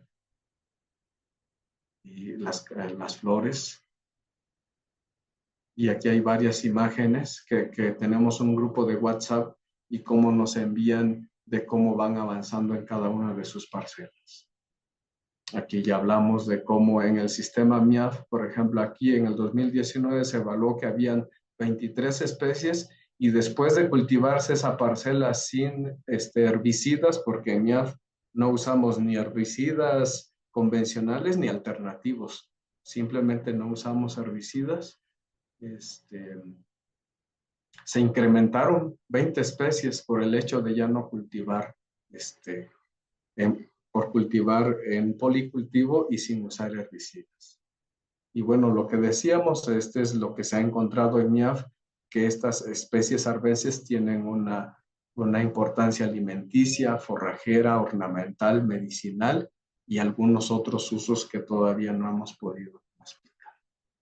Y bueno, lo último que hemos estado haciendo, la intensificación del uso de la tierra, que en este caso dijimos, bueno, ya pusimos el tomate, ya pusimos la calabaza, y si todavía hay humedad residual, quitamos, eliminamos esa especie, y en este caso Vidal puso ahora sí frijol de mata, y ven ahí el maíz ya está en la fase terminal, y aquí está en su plena producción el frijol. También algo que nos ha resultado muy bien cuando en relevo hemos quitado estas especies, ponemos cebolla, por ejemplo, y también ha funcionado muy bien. Y vean acá, por ejemplo, no son los rendimientos comparados a donde se pone en tiempo y forma, digamos, esta especie, pero es una buena alternativa. Y bueno, lo que hemos hecho con esto con respecto al manejo de la erosión, aquí básicamente lo que les quiero mostrar es cómo esta parcela donde se estableció el sistema MIAF en el 2019, cómo a través del tiempo, en el 2023 se evaluó y vean acá, lo que está en verde es ganancia de suelo y lo que está en rojo es pérdida. Entonces, en esta parte del sistema se pierde el suelo por cuestión de la labranza del suelo, pero se retiene aquí donde está la franja de los árboles. Y aquí se remueve y aquí se retiene. Hay un movimiento mayor en los primeros años, pero a medida que va pasando el tiempo, cómo esto se estabiliza y vean aquí ya cómo se ven las terrazas de banco y en este caso la erosión llegó a índices de erosión que no llega a ser un problema. Y también lo que hemos entendido en este trabajo, con el trabajo de Adrián, es que, bueno, aquí también se les propuso a los campesinos la tecnología, pero cuando no hay un manejo adecuado, y justo con este trabajo nos ayudó a evaluar esa cantidad de suelo que les digo que se pierden, que son 62.5 toneladas de suelo al año. Aquí don Francisco decía, pues con razón, vean en este año aparentemente aquí se gana suelo, pero vean todo lo que se pierde. Y en el 2024, justo donde se había ganado, aquí está en rojo y eso quiere decir que ahora bajó el nivel y ahora acá ganó. ¿Eso qué indica? Que solamente está haciendo un traspaso de suelo y se va a las partes bajas y pues eso termina cuencas abajo y termina en el mar. Pero ¿qué pasa cuando el mismo campesino entiende la importancia de la tecnología y hay un manejo adecuado? Pues vemos el mismo fenómeno de que hay una estabilización del suelo y hay una formación paulatina. Y pues nuestro sueño es que esto lo escalemos a nivel paisaje, donde gestionemos el agua y haya una conectividad de ese paisaje. Y bueno, hasta acá le dejo, creo que ya me pasé un poquito de tiempo, pero Monse, aquí le dejo en mi parte. Muchas gracias, Horacio. Oye, pues mira, de los planteamientos que fuiste haciendo, aquí afortunadamente Rocío, haciendo equipo, ya nos ayudó a contestar algunas preguntas en el chat, pero dejó otras abiertas que me parecen esenciales para que puedas contestar respecto a tus planteamientos. Yo veo aquí tres grandes temas que llamaron la atención de lo que planteaste. Hay dudas sobre plagas, sobre suelos y sobre el MIAF, ¿no? El sistema MIAF.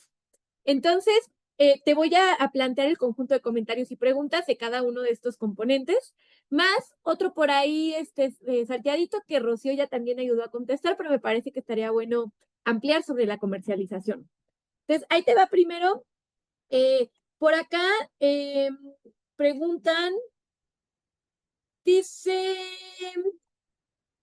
María Cristina, dice, ¿hay rotación de cultivos, policultivo o asociación en comunidades más aguas, al menos en superficies de menos de 1 hectárea? Ahí algunas personas plantearon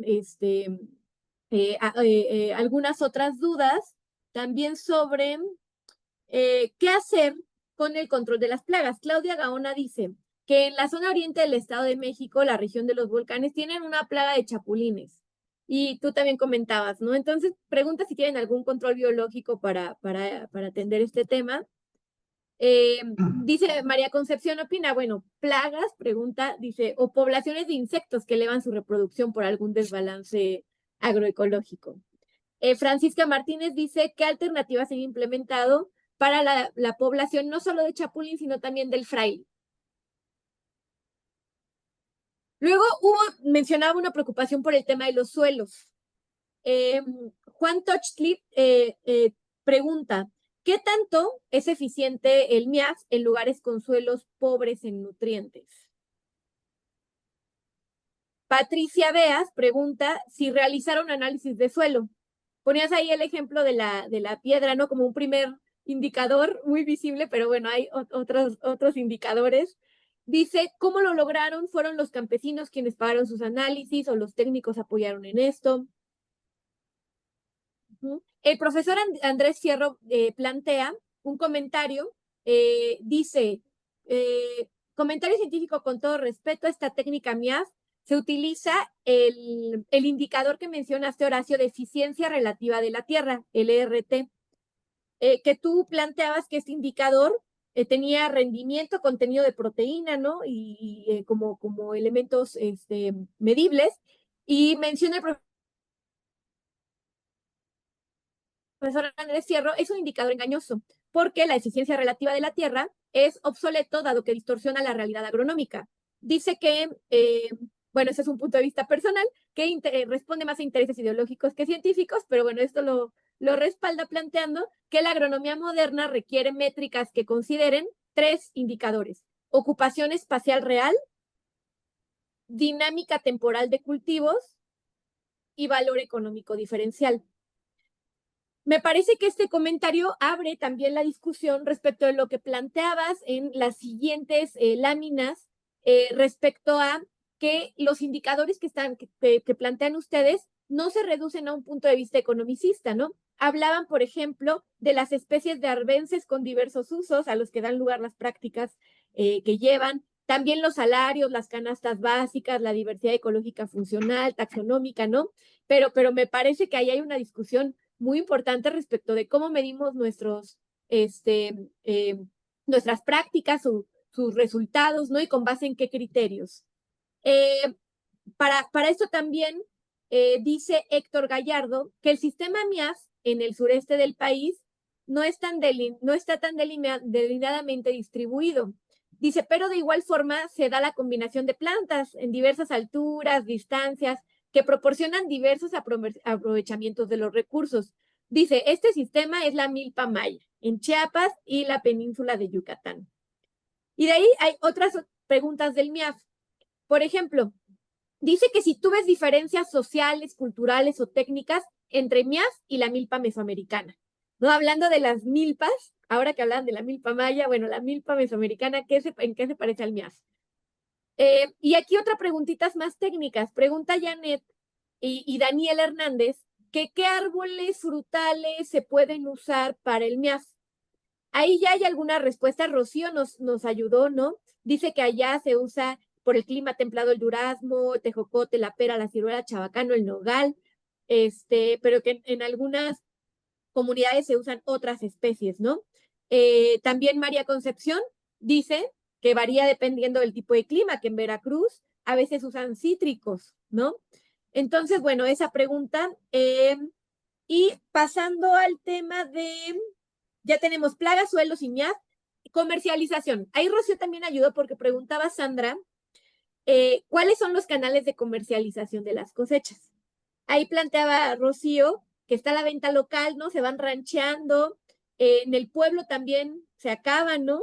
A nosotros nos ha tocado ver ahí en Tlalpan, por ejemplo, que se acaba de cosechar la flor de calabaza, la calabaza con su flor, ¿no? Y apenas van bajando y ya van vendiendo prácticamente toda la parcela al mercado, ¿no? Entonces, bueno, eso por lo que platica Rocío también pasa por allá. Dice, bueno, quienes tienen más producción venden en locales de verdura o en redes locales de productores libres de agrotóxicos, ¿no? Ese es un buen punto, que es como, ¿qué pasa después de la cosecha? Después de todo este reto de producción, está la comercialización y también está el tema del consumo familiar. Y para eso pregunta Juvenal Rodríguez, para que una familia campesina pueda reproducirse, ¿cuántas hectáreas debe tener? Ahí en su experiencia, ¿no? Con sus experiencias, ¿cómo ven eso? ¿Cómo cuántas hectáreas tienen las familias, las que comercializan, que tienen excedentes, ¿no? Por ejemplo. Y si quieren, cerramos ahí para que puedas contestar con calma, Horacio, y pasar la última parte con Rocío.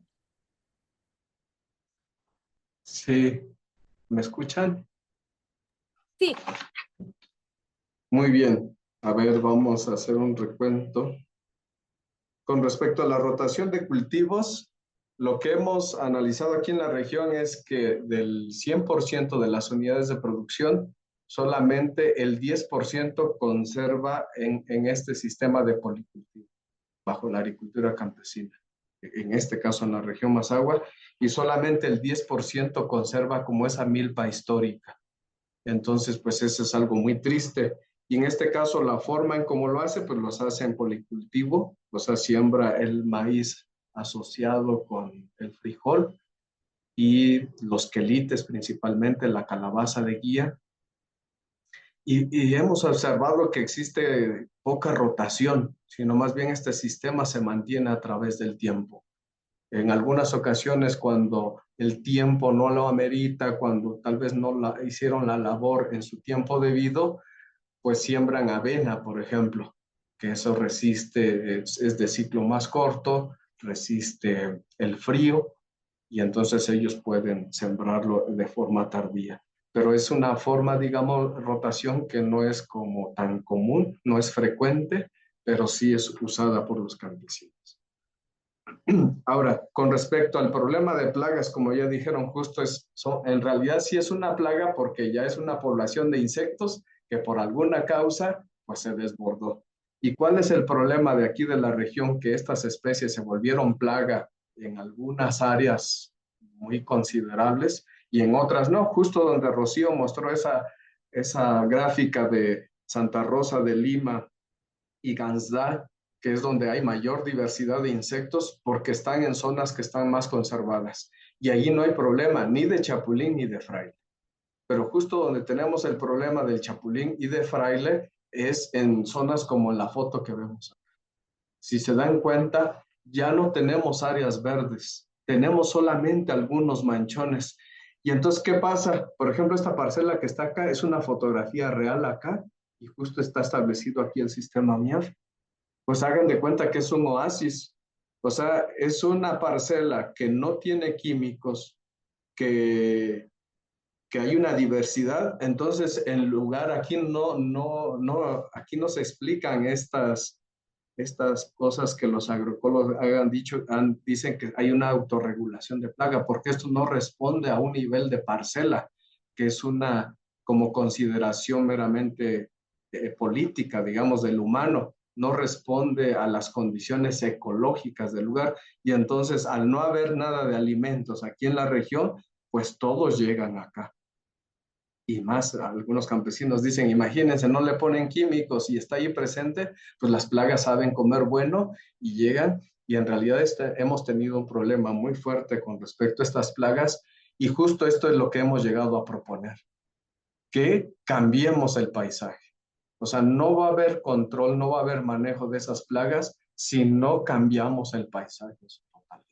Y entonces justo lo que proponemos no nada más es que estén las franjas de los árboles frutales y la milpa acá, sino que pongamos besanas acá. Esto es una utopía que va a hacer que avancemos hacia allá y que justo haya una conexión del paisaje y que solamente así vamos a recobrar este equilibrio y que esta población de insectos que son plaga pues no lleguen a ser, ¿no? Esa es parte de lo que no hemos visto, no hay control biológico y control químico que pueda con el chapulín, de veras. O sea, y nos gustaría que nos visitaran justo en estos momentos que no podemos. O sea, nosotros podemos poner con un químico, por ejemplo, que la gente dice, bueno, ve que el frailecillo cae muerto en ese momento. Pero yo le puse químico al frailecillo que estaba en ese momento, pero ya al día siguiente ya llegó más población de eso y no puedo estar yo aplicando químicos diario para controlar esto. Tenemos que hacer eso y eso tiene que ser a nivel regional, ¿no? Y ahí es justo desde donde entra la pertinencia del Estado en este caso. Ahora, fíjense que Hugo, me parece que Hugo preguntó sobre los suelos pobres en nutrientes, cómo le ha hecho en el sistema MIAF. Justo esta tecnología MIAF es lo que ha hecho mucho énfasis el doctor José Isabel Cortés, es una tecnología preventiva. O sea, en los suelos que tienen buena fertilidad, esos suelos que son de buena y mediana productividad, ahí es donde debe de entrar esta tecnología MIAF porque es preventiva. Justo vamos a evitar que los minerales que necesita la planta y los que no necesita, pues también sirven como sustrato, se mantengan en el sitio. Y entonces la tecnología MIAF es en un sistema, es preventivo. Y en los suelos pobres, pues, ¿qué va a pasar? Si hemos hecho establecimientos en suelos muy pobres, pero pues se necesitan grandísimas cantidades de NPK como de materia orgánica, hasta 25, 30 toneladas, para que tengamos rendimientos loables y pueda ser una alternativa para los campesinos. Pero ya sea con la tecnología MIAF o sin la tecnología MIAF, estos suelos degradados, pues es un problema muy grave. Lo que tenemos que hacer es detener de tajo la erosión y promover la formación de suelo. Pero eso va a ser un proceso muy lento. O sea, se estima que 1 centímetro de suelo tarda en formarse entre 100 a 1000 años, imagínense. Entonces, ¿qué podemos hacer ante estas condiciones? Y tendrían que ser, pues, gastos muy fuertes, ¿no? Los análisis de suelo en todos los estudios que tenemos, en todos, y ahí van a poder ustedes ver en las citas, tenemos análisis de suelos. En cada uno de donde nosotros hemos hecho estas evaluaciones, tenemos el análisis de suelo. Parte de eso trabajamos con instituciones como el Colpos y ahí es donde nos ayudan. Los campesinos no pagan esto. La universidad está equipando un laboratorio de suelos y esperemos que en un futuro podamos hacer todos los análisis de suelo que los campesinos lo requieran. Ya en este ciclo, Rocío con los estudiantes de edafología ya evaluaron sus análisis de sus estudiantes que son de sus papás aquí en la universidad y eso pues, da mucho. Y bueno, con lo que comenta el maestro Andrés Fierro, justo lo que nosotros hemos entendido de cómo evaluar este sistema en policultivos, uno de los indicadores es la eficiencia relativa de la tierra, que justo propone algunos agroecólogos. Pero justo nos hemos dado cuenta que no es un índice adecuado para evaluar, o sea, no es suficiente más bien. Sí nos da una idea de qué tan eficiente puede ser el uso de la tierra, pero no es suficiente. O sea, nos hace falta porque cuando nosotros decimos, bueno, el espacio del maíz que ocupa una tercera parte, en realidad esa misma tercera parte ahora está ocupada por el frijol enredador. Y también esa tercera parte que era ocupada por el sotocultivo y cuando ponemos una especie en relevo, pues justo es a lo que él hace referencia de esa dinámica temporal de cultivos. Y estoy totalmente de acuerdo con él que la eficiencia relativa de la tierra es un indicador que nos podría decir algo. Él dice que una cuestión tiene una tendencia ideológica, yo también coincido con eso, no lo niego, y acepto que no es suficiente. Y aquí es justo lo que nosotros no tenemos ningún conflicto, porque la interculturalidad nos ha ayudado en eso, de que aquí es donde queremos la colaboración. Y maestro Andrés Fierro, es usted bienvenido y podemos trabajar acá con los Mazaguas y todas sus aportaciones son bienvenidas para explicar justo todas estas ventajas que pueden tener los sistemas. Y bueno, como ya mencionaron, en el sureste pues hay varias especies, dependiendo las condiciones ecológicas, pueden adaptarse todas estas especies.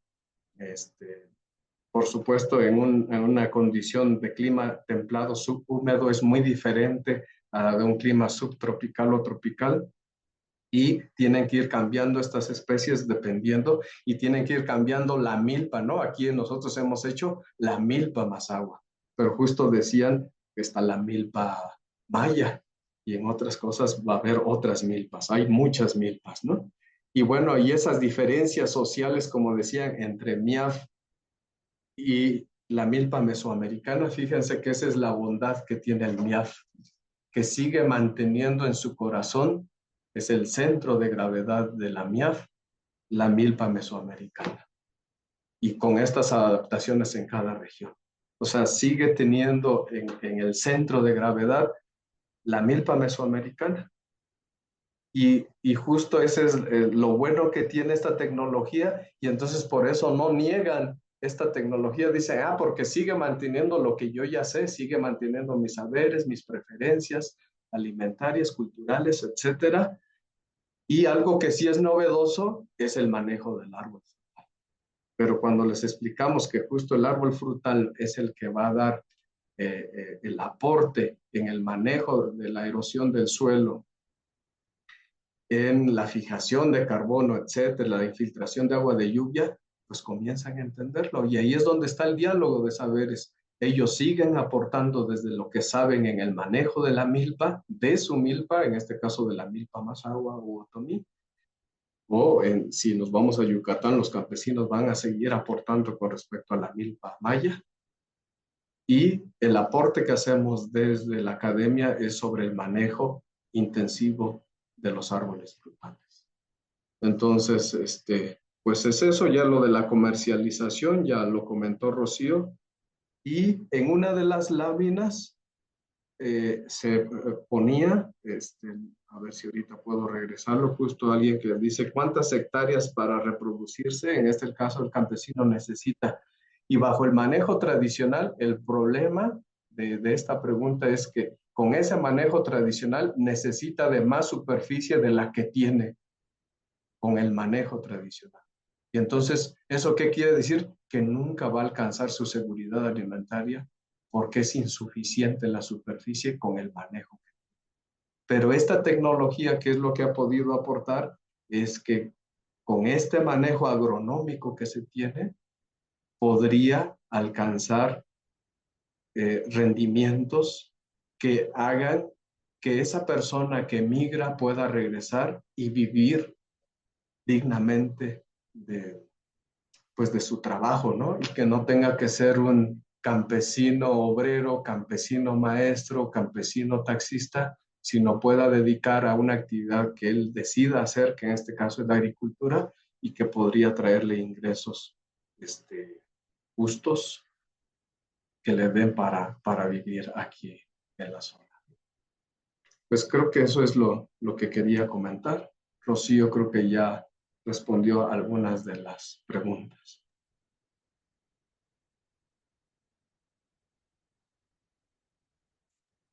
Rocío, ¿qué crees que no te escuchamos? Está activado tu micrófono, pero no te escuchamos. No. A lo mejor son tus audífonos. Ahí me Ahí escuchas. estás, perfecta. Quería complementar, si la milpa histórica mesoamericana, creo que no podríamos traerla como una fotografía y este, ponerla de nuevo en nuestro contexto actual, porque así totalmente, porque primero los jóvenes ya no están en el campo. Aquí, por ejemplo, sin idealizar a la agricultura campesina, con superficies tan pequeñas y con poco tiempo de manejo que tienen disponible, aplican herbicida el fin de semana y ya no deshiervan. Entonces van generalmente los hombres a aplicar herbicidas el fin de semana. Como son superficies pequeñas y el recipiente de herbicida es para 1 hectárea, si sobra se lo echan el excedente. Y es una de las prácticas que se hace. Entonces pensamos cómo podríamos recuperar la diversidad que tenemos sin perder la milpa tradicional que ya no puede traerse tal como era antes porque las condiciones que la sustentaban no existen en su totalidad. Por eso hacemos estas adaptaciones sin que pensemos que el MIAF es la gran innovación, sino está inspirada y adaptándose y evolucionando con cómo va la agricultura campesina. Quería comentar eso. Algo que quedó pendiente, es súper importante, cómo participan las familias en la coconstrucción, en los talleres de las comunidades de aprendizaje. La herramienta del dibujo nos ha servido mucho. Cada quien dibuja cómo le gustaría su parcela, conociendo de qué se trata, lo que queremos hacer juntos, dibujan. Y eso se pone en la realidad, cada quien hace su planeación en dibujo y en la práctica, por ejemplo, cuando se entiende de qué se trata la poda, entatura, la conducción del árbol, lo decimos de alguna manera, pero las familias, por ejemplo, don José hace sus adaptaciones. Cuando llegamos ya puso un alambrado diferente para la inclinación del árbol, cada quien hace sus adaptaciones, entonces ahí está la coconstrucción. Lo importante es que en las sesiones de los talleres se generen las condiciones para que todos puedan expresar su pensamiento sin que se invalide, ¿no? Para poder escuchar. Después se puede cambiar de idea, ¿no? Incluso quien lo propuso. Y algo que quería reforzar porque he visto los comentarios del chat, em, intentamos en esta sesión, al menos desde nuestra postura, identificar que hay paradigmas diferentes de agricultura y algunas son complementarias. La agricultura industrial no tiene por qué seguir las prácticas de la agricultura tradicional o campesina. Son, tienen finalidades diferentes, tienen finalidades diferentes y tanto es así que los indicadores de un agrosistema tradicional no tendrían que ser los productivos. Lo digo con conocimiento, mi especialización es productividad de agrosistemas. Las primeras mediciones que hicimos a la milpa eran de productividad, ingresos netos, optimización económica, optimización fisiológica, salarios mínimos, pero después de un tiempo se comprende que en la agricultura campesina que es de autoconsumo no interesa el rendimiento, sino la utilidad, el sentido, la función de cada una de las cosas que están en la milpa. Por eso, aunque no de alto rendimiento el maíz azul, se cultiva. Y aunque no de alto rendimiento el rosado, se cultiva porque lo necesitamos para hacer atole agrio y necesitamos el palomero para los adornos. Entonces no tendría por qué medirse así, tiene otra lógica, pues, que es lo que han estado comentando en el chat, que es una filosofía, un modo de vida diferente. Quería complementar eso. Lo último, para el fraile y el chapulín hemos puesto jabón potásico, Baubera baciana, metarricium. Ayúdame a complementar, Horacio.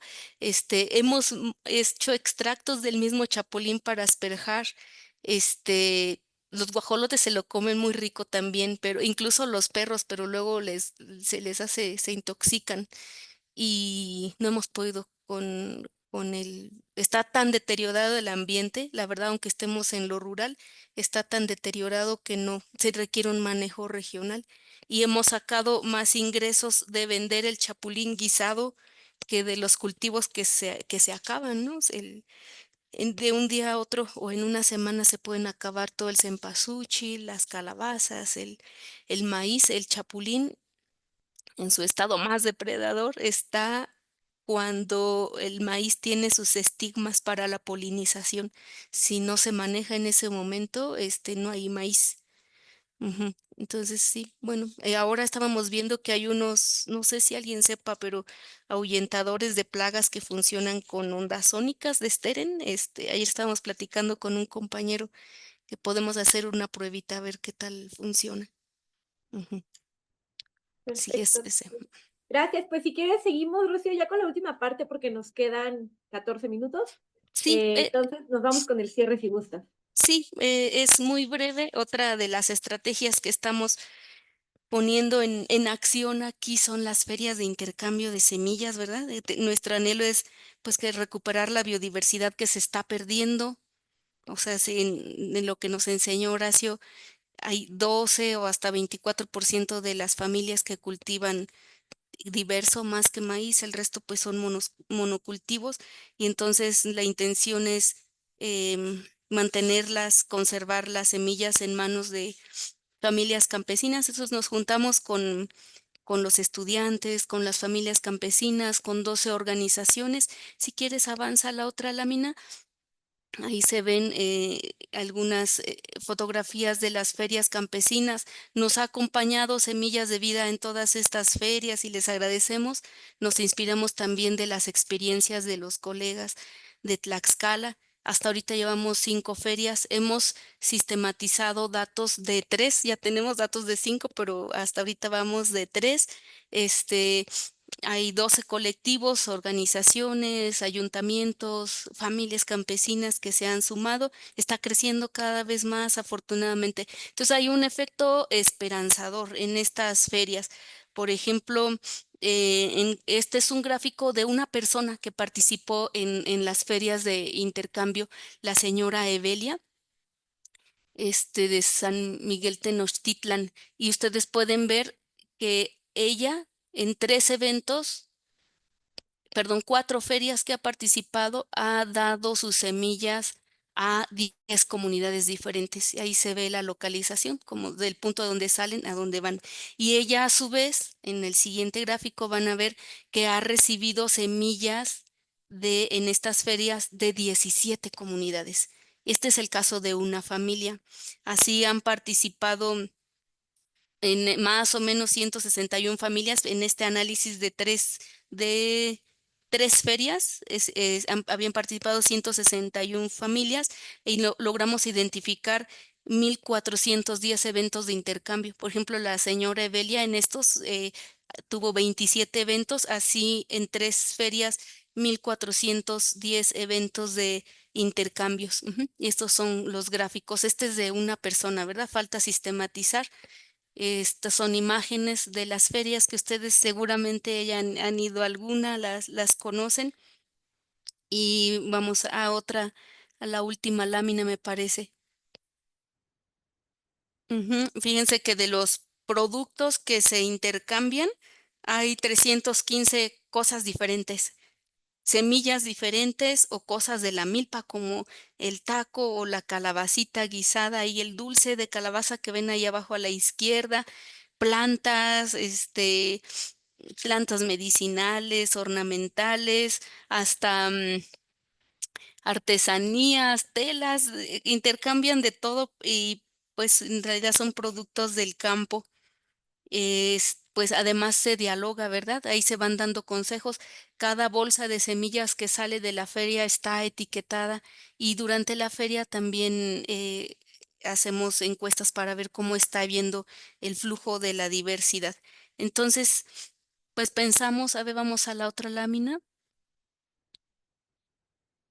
Sí, pensamos que estas ferias son, em, pues en estas ferias el intercambio de semillas es una de las principales trincheras de lucha y resistencia ante el intento de apropiación de las semillas y de los saberes y de las prácticas, ¿no? que son de nuestros pueblos, y ante también el intento de prohibición del intercambio libre. Y pues mientras la vida nos permita, vamos a seguir haciéndolas. Cada vez se juntan más colegas, más amigos y se van sumando.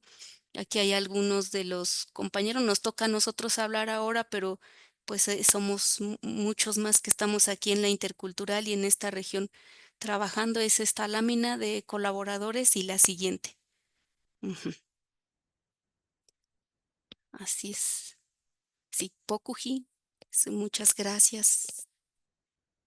Hasta aquí podríamos compartir. Buenísimo, Rocío y Horacio, muchas gracias. Tenemos todavía 9 minutitos. Quizá vale la pena planteo en 2 minutos algunas preguntas y comentarios para en otros 4 o 5 minutos que contesten unas últimas impresiones, comentarios. Hay ahí dudas sobre, así como preguntaban, bueno, ¿qué es un agricultor, un productor, un campesino, campesina? También hay dudas sobre la agricultura. Pregunta Carlos Guadalupe. ¿Cuál es la diferencia entre agricultura tradicional y agricultura regenerativa? A propósito de la preocupación por los suelos, ¿no? Que se ha venido comentando. Pero también, en ese contexto de los tipos de agricultura, pregunta Sandra Escobar. Bueno, ¿y cuál es el paradigma de la agricultura al cual se adscriben? ¿Cuáles serían esos paradigmas que podríamos diferenciar, que grosso modo han mencionado ambos, en términos de los tipos de producción, los objetivos que se tienen con cada producción? Y fíjate que Rocío, tu tocaya, Rocío Toledo, dice que justo con estos aparatos que dices de ondas, lo usaron para ahuyentar conejos y Ajá. además dice que se recargan con energía. Entonces ahí ella te puede comentar su experiencia, Rocío Toledo. Te podemos pasar el Ay, contacto. muchas gracias, sí, Monse, por favor. Súper. Y bueno, preguntan también, ¿cuál es el grado de adopción que observan de la tecnología MIAF? ¿Creen que es algo que, dado que se puede adaptar también, ¿no?, a las distintas milpas, ha sido algo que quien no lo hacía lo ha ido adaptando? Mencionaban las experiencias con agave, por ejemplo, ¿no? Que ahora cuando esté Pánfilo la próxima semana, vamos a ver ahí también la experiencia con agaves, ¿no? De otros sistemas más allá de la milpa. Entonces, pero bueno, ¿cómo ven ustedes el nivel de adopción? Y bueno, muchos comentarios, Rocío, afortunadamente has estado viendo ahí el chat, Horacio a lo mejor también, pero muy buenos comentarios, de mucho agradecimiento, de mucho sumar. Gracias. Entonces, les agradecemos desde luego, ¿no? Pero bueno, una última intervención y cerramos. Algo que me faltó decir es, no se ha potenciado como quisiéramos, incluso a nivel nacional, incluyendo que hay apoyo, ¿no? Esta región no ha sido sujeto de apoyo de Sembrando Vida. Lo que se ha hecho es autogestivo y como, pues sí, creo que se ha ido propagando aquí por acción de los egresados que toman el curso de MIAF aquí, que se ofrece solo en 2 sitios, en la intercultural y nuestros maestros en el Colpos, y ahí, a partir de ahí con sus familias y luego con sus vecinos, pero no es una tecnología que sea conocido. No estamos tampoco en el programa Sembrando Vida porque no es parte de la región y también imagínense que si apoyan 5 hectáreas y aquí un campesino tiene un cuarto de hectárea, pues no hay forma. Entonces ha sido como autogestivo. Sí, ahí va. Ahora sí.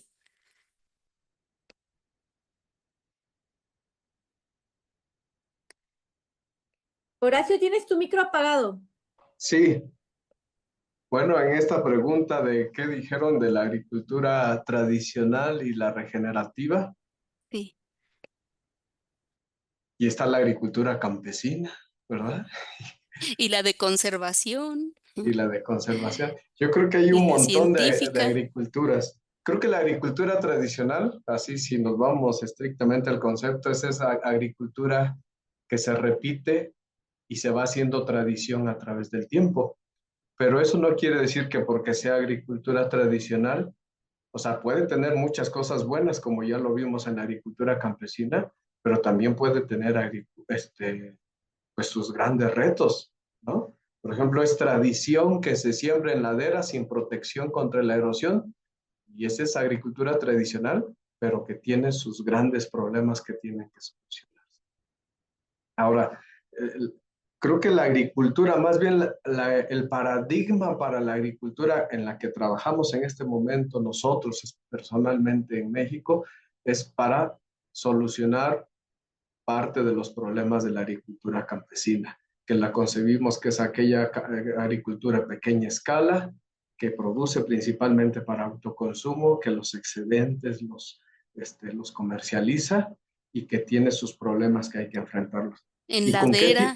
en En ladera, ladera, de temporal, de con maíces temporal, nativos. sí, sí, con toda esta biodiversidad y con todos estos problemas que ya vimos, ¿no? Todas esta diversidad de colores, ¿no? Si lo queremos ver blancos y negros, ¿no? Si problemas y soluciones o ventajas que tiene. Y creo que con el tipo de agricultura que podríamos hacerle frente a esta agricultura campesina, pues es como una agricultura que, ¿cómo le llamaríamos? Agricultura intercultural. Porque miren, la verdad que cuando vamos a foros de agroecología tampoco es tan bien recibida. O sea, no estoy segura que esté allí porque si utilizamos un poco de fertilizantes minerales, porque lo requiere el suelo, y después de estudios de optimización. Eso sí, o sea, se utiliza lo mínimo. Pero solo por esa razón, aunque haya intercalados, imbricación, maíz nativo, agricultura, todo lo que hemos dicho no es totalmente bien vista. Cuando vamos a los foros de fitogenética, fitotecnia, por ejemplo, también como, estos hacen agricultura campesina, ¿no? No hemos encontrado Son un nicho. los hippies, somos los Somos los hippies. hippies. Sí está, Sí, más sí, bien no queremos ponerle como algún nombre, no sé, si tal vez el nombre adecuado sea una agricultura científica. no sé, porque entonces dejaríamos de lado lo tradicional y eso Así es base es. del Entonces trabajo. sería una agricultura intercultural, donde Bueno, justo haya como lo mejor de todos los tipos de saberes, de conocimientos, ¿no? Porque justo creo que en el corazón de este sistema MIAF está todo el aporte campesino que ya evidenciamos y el aporte científico. Y cuando nos referimos a científico, está como todos los aportes, por ejemplo, de la agronomía clásica, ¿no? Y lo que ha hecho también la agroecología y algunos otros movimientos, también está allí implícito, ¿no? sí, Y, y creo que como que es esa mezcla de todos, que es como que es lo bueno de todo para solucionar un problema. Y no queremos casarnos como un tipo de paradigma, por ejemplo, los que dicen agricultura de conservación y nuestros tres principios es rotación o intercalado de cultivos. Otro principio es labranza mínima o labranza cero. Y el otro principio es reincorporación de residuos urbanos o residuos de cosecha. De Y cosecha. si no hacemos estos tres principios, no es agricultura de conservación. Y también nosotros hemos estado fuera de los foros agroecológicos porque dice, usan fertilizantes minerales, usan sulfato de amonios, que es sulfato del demonio. Entonces, no, ustedes están contaminando y no sé qué, y entonces quedamos fuera de eso. Y creo que no va por ahí, sino más Bueno, bien. sí, creo que les compartimos de corazón y estuvimos muy contentos de tener y muy honrados de tener la voz para compartirles. En realidad es una experiencia modesta en el sentido del el problema tan grande que hay en el campo. Es muy local también, pero pues es un esfuerzo modesto que estamos haciendo desde acá al que los invitamos. Hay coincidencias seguramente y otras, pues a lo mejor no, pero creemos que lo que se expuso aquí no podría generalizarse exponerse como a ultranza en otro espacio, ¿no? De la agricultura campesina, como dijimos, tiene nichos, micronichos, y esta es respuesta al nicho en el que estamos. Exacto, muchas gracias Rocío y Horacio, porque además esta discusión del no etiquetarse representa muy bien lo que se ha planteado incluso en el chat, ¿no? Por todas las personas. No encasillarse implica irse más allá de los extremos, de los polos, ¿no? Ver todos los matices, los grises y las posibilidades que hay según las necesidades de cada comunidad, de cada entorno ecológico y cultural. Y muchas gracias por compartirnos su experiencia. Les invitamos a prender sus cámaras para despedirnos y les recordamos que dentro de 8 días, el día miércoles, yo ya me voy hasta la fin de semana, no, el miércoles, pasado mañana, tenemos la experiencia de Jalisco, de la Red de Alternativas Sustentables Agropecuarias, de la raza, así como Horacio y como Rocío, gente con muchos años de experiencia de trabajo colectivo, y bueno, ahí enfrentando la agroindustria de Jalisco, ¿no? En medio de la industria. Entonces va a ser una experiencia interesante también. Gracias a todas y a todos por sus comentarios, por sus preguntas. Aquí tenemos ya las caritas. Qué gusto verte, Brisa, y ver a todas y a todos por acá. Nos vemos entonces el miércoles y pues seguimos ahí. Cualquier cosa en el correo de Semilla Pedida. Un abrazo y buenas noches a todas y a todos.